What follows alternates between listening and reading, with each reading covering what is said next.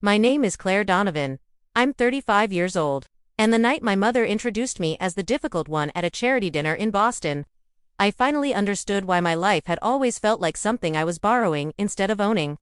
I stood there in a navy dress I paid for, holding a glass of wine I didn't want, smiling at people who thought they knew my family. My mother's hand rested lightly on my arm, nails manicured, grip just firm enough to remind me to stay quiet. "This is Claire," she said brightly. "She's intense. Always has been. But she means well." People laughed politely. I did too. I always did. "Before we go on, tell me where you're listening from right now." A quiet kitchen after everyone's asleep. A parked car you haven't turned off yet. Or a room that finally feels like yours. This is Echoes of Life. You're not alone here. Growing up, my family looked perfect from the outside. Beacon Hill townhouse. Private schools, holiday cards with coordinated sweaters. My father, Thomas Donovan, a respected financial advisor. My mother, Elaine, a woman who knew how to host, smile, and redirect blame without raising her voice. And then there was me. The oldest daughter. The reliable one. The one who learned early that love came with conditions. My younger sister, Marissa, was the light. Artistic. Fragile, sensitive, my mother would say. Whenever Marissa failed a class or quit another job, I was the counterweight. The one expected to stabilize everything by never needing anything. When I got my first job at 16, my father helped me open a bank account. When I left for college, my mother asked for my login just in case something happens. It sounded responsible. It sounded like care. It became normal. By 25, I was helping cover Marissa's rent temporarily. By 28, I was co-signing a car loan because family helps family. By 32, I was sending money every month without being asked because the silence that followed when I didn't tea was worse than being broke. After my divorce, I moved back to Boston to reset. That's what I told myself. Truth was, my parents offered their guest room and I was too tired to argue. I found a job in operations at a mid-sized logistics firm. Good pay. Long hours. Predictable. Predictable, felt safe. Every month, something came up. A delayed client payment for my dad. A gallery fee Marissa couldn't cover. A temporary loan that never came back. When I tried to talk about it, my mother tilted her head and sighed. "You've always been so transactional, Claire, it's sad." So I stopped talking. The charity dinner was for a foundation my father advised. Big donors. Quiet power. The kind of room where people decided things without saying them out loud. I was invited because my mother needed someone competent to help organize seating and coordinate last-minute changes. I wasn't a guest. I was staff with a last name. Halfway through the evening, I stepped away to answer a work email. When I came back, my seat was gone. Literally removed. Marissa was sitting where I'd been, laughing with a board member's son. "Oh," my mother said when she saw me standing there. "We shifted things around. You don't mind, right?" I did mind. I always did. But I nodded. I found an empty chair near the back and sat through speeches about generosity and integrity while my phone buzzed with a notification that made my stomach drop. Bank alert. Withdrawal over daily limit. I froze. I opened my app. Another withdrawal. Then another. I stood, heart racing, and slipped into the hallway. The numbers on the screen didn't make sense at first. 5 figures, then 6. My savings money I'd been putting away since the divorce was draining fast. I called my bank. My voice stayed calm even as my hands shook. "Yes," the rep said. "Authorized user access. The transactions are valid." Authorized user. I knew before I asked. "My mother," I said quietly. "Elaine Donovan." There was a pause. "Yes, ma'am." I leaned against the wall, the sounds of laughter and clinking glasses bleeding through the doors. Something inside me went very still. When I returned to the table later, my mother met my eyes. Just for a second, no guilt, no surprise, just expectation. That night, at home, I confronted her in the kitchen. Marissa hovered nearby, pretending to scroll through her phone. "You took my savings," I said. No accusation. Just fact. My mother didn't look up from the sink.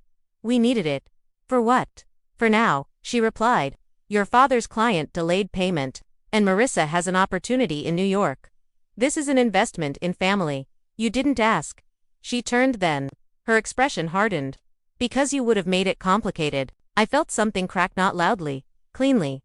That was my money. My father finally spoke from the doorway. "Don't be dramatic, Claire. You'll earn it back." That sentence did something to me. It rewrote years in my head. All the nights I'd worked late. All the plans I'd postponed.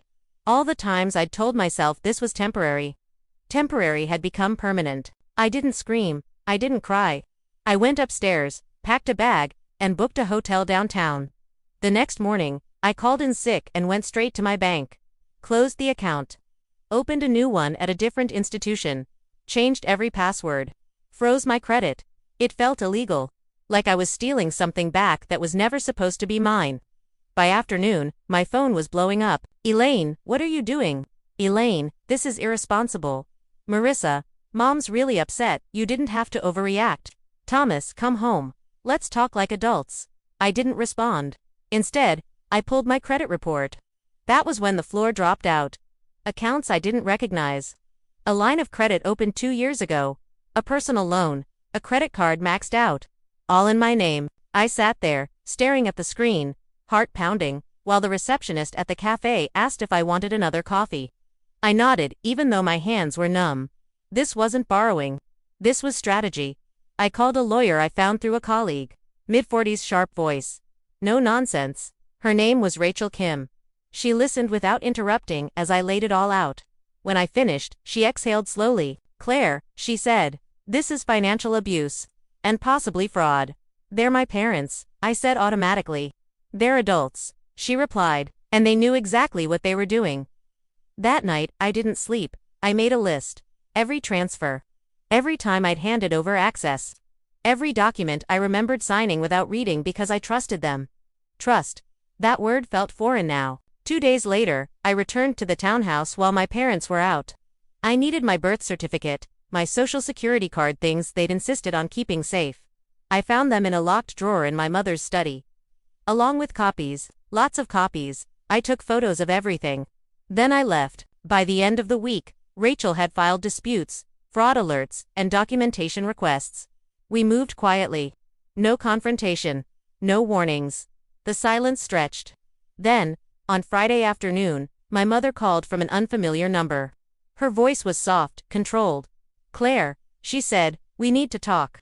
This is getting out of hand. I looked out the window of my temporary apartment at the city below. People moving.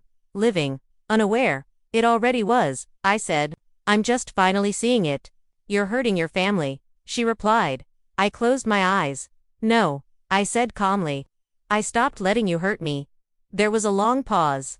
And then she said the sentence that told me everything I needed to know. You don't understand what you've done. She was right. I didn't. Not yet. But I was about to. The next morning, sunlight crept through the blinds of my temporary apartment, hitting the hardwood floor in sharp lines. I sat at the small kitchen table, a notebook open in front of me, a pen trembling slightly in my hand.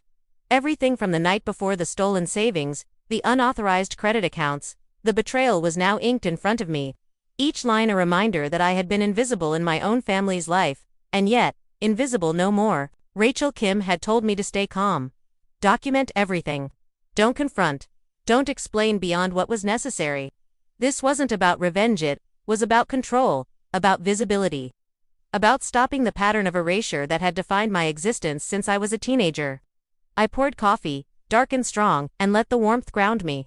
My phone buzzed incessantly. Messages, emails, calls, each one a potential threat, each one a reminder of how deeply my parents had woven themselves into my life. I ignored them all, every single one. This time, I would respond on my terms.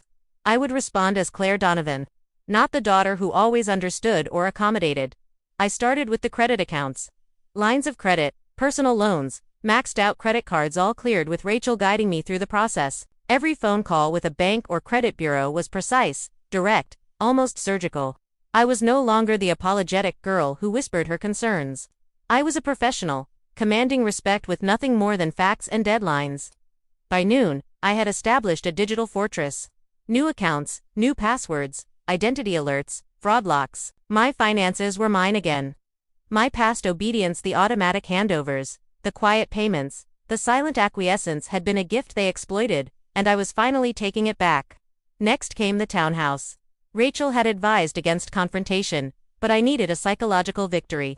I returned while my parents were out, just long enough to photograph every document, every copy of identification, every record they had kept for safekeeping: birth certificate, social security card, property deeds, financial statements. They were mine, not collateral for their manipulation. I left the apartment as I found it, quiet, invisible, professional. For 2 days, I let the silence stretch. My parents called, texted, emailed. I didn't respond. Marissa sent a few messages, tentatively, asking if I was okay. I didn't respond. For once, I allowed myself to exist outside of their expectations. The quiet was intoxicating. The absence of guilt, of obligation, of constant vigilance, it was liberating. Then came the first indirect confrontation. A letter arrived from a family attorney, heavy with legal language and passive threats: conservatorship, asset management, concerns about my mental stability. I laughed softly, not out of amusement. Not entirely, but because after decades of subservience, of always needing to be polite, to moderate, to absorb, I finally had the leverage to respond. I handed everything over to Rachel. The bank records, my credit reports, the photographed documents, all meticulously annotated. Every interaction, every transfer, every unauthorized account, everything accounted for. Everything dated, everything supported by evidence. Rachel drafted the response with cold precision. She labeled it, "Opposition to Conservatorship Petition." Included affidavits of competency, statements from former employers, professional references, documentation of all financial accounts, and a timeline of events from the first unauthorized withdrawal to my recent security measures. Every claim they made was countered with evidence. No emotion, just facts, just control. The following week, my parents attempted to reach me through mutual friends.